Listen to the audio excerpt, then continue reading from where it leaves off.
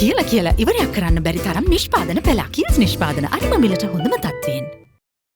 The vote on account for the first 4 months of 2025 has allocated 1.402 trillion rupees to sustain government operations and ongoing projects. An additional 1.175 trillion is earmarked for debt servicing, including interest payments, installments and foreign debt restructuring. The total government expenditure for this period is estimated at 2.6 trillion rupees, while revenue projection stands at 1.6 trillion.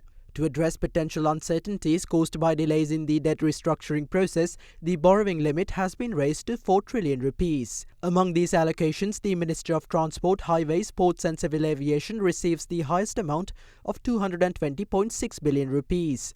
Other notable allocations include 186.02 billion rupees for the Ministry of Finance, Planning and Economic Development, 170.47 billion for Public Administration and Local Government, 161.99 billion for Health and Mass Media, 142.95 billion for Defence, 92 billion for Education and Vocational Training, and 67.36 billion for Agriculture and Irrigation.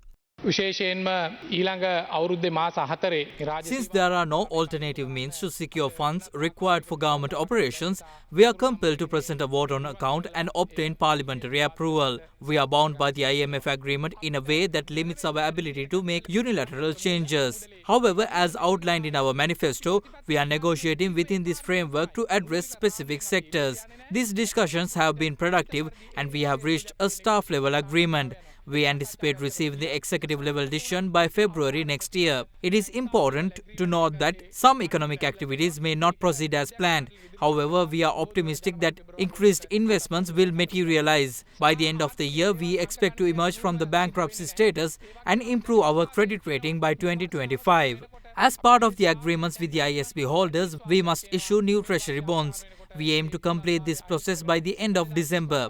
However, if technical delays push this by a week or two, that is why we propose increase in the borrowing limit to 4 trillion rupees.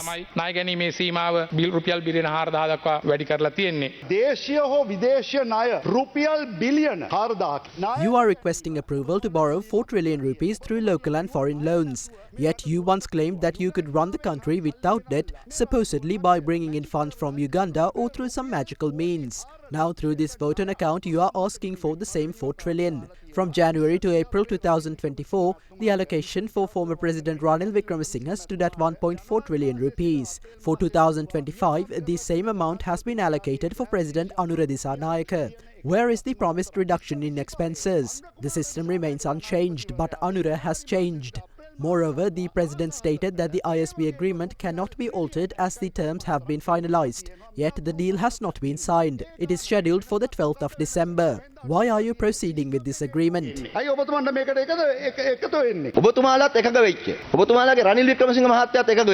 was your government that took on the burden of ISB borrowing in 2021, amassing $17 billion at the highest interest rates. Now we are left to bear the burden to pay the interest on these loans. Honorable Speaker, no government uses all the funds allocated through a vote on account. It is a provisional measure for estimated expenses until the budget is passed.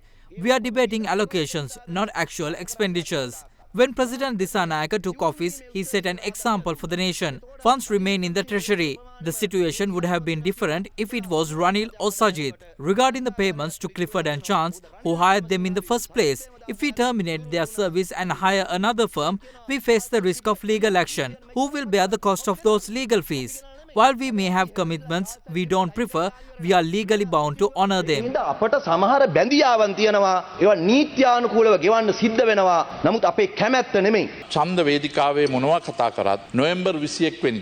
Despite what was said on the political stage, we must acknowledge the efforts of President Dissanayake to advance former President Wickremesinghe's IMF agreement.